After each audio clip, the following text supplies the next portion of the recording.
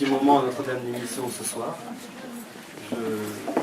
La date n'était peut-être pas très bien choisie parce que nous avons un certain nombre d'élus, notamment, qui sont coincés dans leur mairie pour adresser leurs vœux à leurs concitoyens. Donc, M. Falco, en premier, vous savez que nous aimons bien M. Falco parce que c'est notre voisin et il aime bien l'école. N'a pas pu venir, mais s'est fait représenter par Madame Lévy, sa première adjointe, que je reçois ici avec beaucoup de plaisir. Et elle est accompagnée de M. Charriez, qui est le chargé de l'éducation et de la culture à Toulon. Nous avons également M. Tonetti, qui représente M.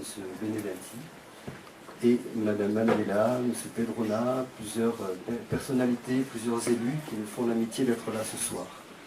Nous avons également les représentants d'enseignement catholique. En premier lieu, Sœur Marie-Danielle, qui n'est plus provinciale depuis quelques mois de la congrégation des religieuses de Notre-Dame d'émission, qui vous dira un petit mot tout à l'heure, ainsi que M. François-Xavier Souzeau, qui est le coordonnateur des deux tutelles associées, les Pères de la Sainte-Croix et les religieuses de Notre-Dame d'émission. Nous avons bien sûr la présence de M. Bruno Pranger, qui est notre directeur diocésain. Vous êtes ici parce que vous représentez soit des associations de parents d'élèves dyslexiques, soit des corps de métier, soit vous êtes vous-même intéressé par cette question. Il y a également tous les enseignants, les éducateurs qui ont pu se libérer ce soir. Je vais commencer mon discours et puis je passerai la parole à plusieurs personnes. On va essayer de faire court pour être assez dynamique parce qu'il y a plusieurs surprises qui nous attendent après.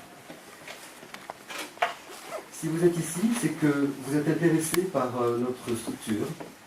Et notre structure s'est intéressée aux élèves à besoins éducatifs particuliers. Depuis sa création, l'établissement Notre-Dame d'émission a toujours eu à cœur d'accueillir et d'accompagner des enfants différents.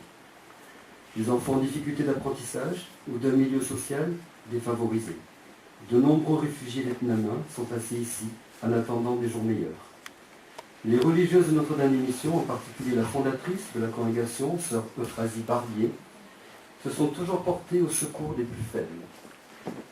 Devant le constat des enseignants qui rencontraient de plus en plus souvent des élèves vifs, intelligents, savants, mais incapables d'entrer dans la lecture, ou alors au prix d'efforts intenses, aidés par des thérapeutes, en particulier des orthophonistes, que je salue ce soir plus particulièrement avec une certaine complicité, nous avons souhaité suivre une formation pour mieux connaître la dyslexie. De nombreux intervenants d'associations de parents d'élèves dyslexiques et d'organismes liés à cette difficulté sont venus nous rencontrer. APEDIS, Coridis, Réseaudis, FED, etc. Tous ces organismes sont représentés ici ce soir. Merci de leur aide.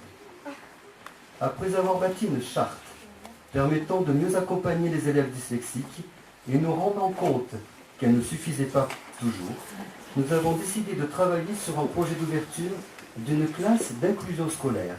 On appelle cela CLIS. Marie Coulon. Voilà.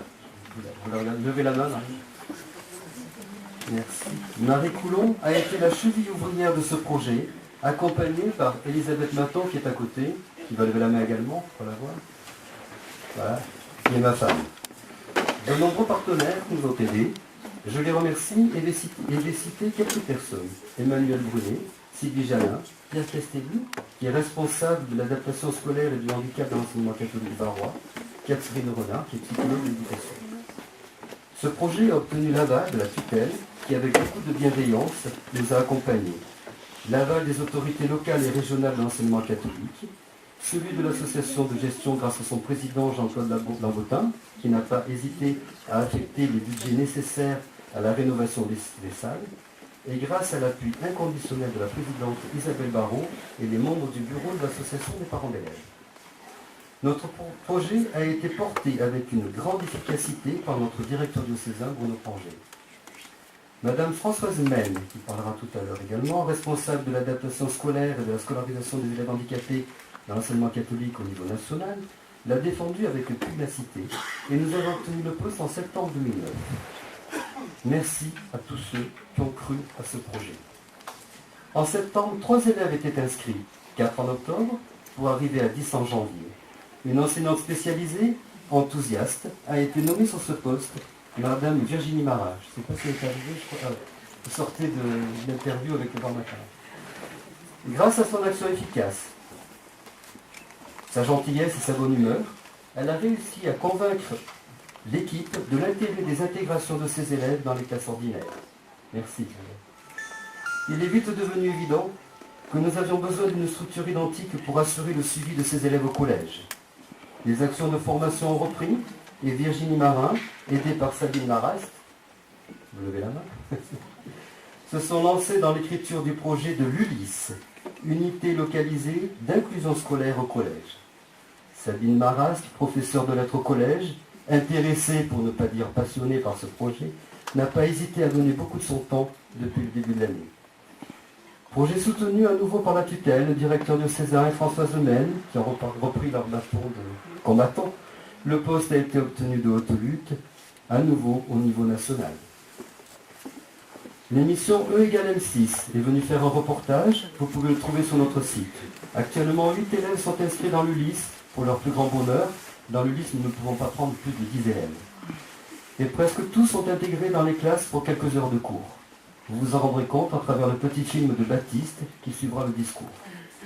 Maintenant, je n'ai plus qu'à dire merci à tous les acteurs qui ont œuvré de près ou de loin à la réussite de ces projets.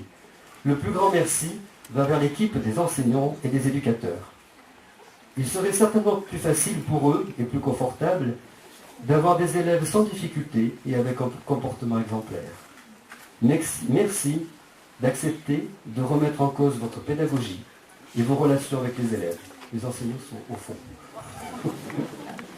Merci à la tutelle, Sœur Marie-Daniel et M. François-Xavier Sozo, coordonnateur, au directeur diocésain et aux membres de son équipe, à Virginie et à Sabine, pour leur extraordinaire enthousiasme et leurs compétences, et à toute l'équipe des personnels de Notre-Dame des Missions, Laurent Bernard Bré et son équipe, qui va une fois de plus vous prouver ce soir son savoir-faire lors du buffet qui va suivre.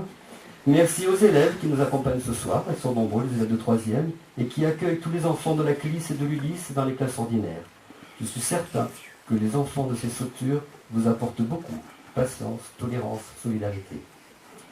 Merci à ma garde rapprochée pour leur aide et leur soutien, Sylvie, Hélène, Cathy, Corinne, Catherine. Merci à mes adjoints, Chantal Aubert et André Landra. Merci à Virginie, à Sabine, à Martine, à Sandrine, à Baptiste et à tous les élèves pour le film que vous allez voir ensuite. Merci aux parents qui nous font confiance. Merci aux élus qui nous soutiennent. Merci à tous de croire en nos projets.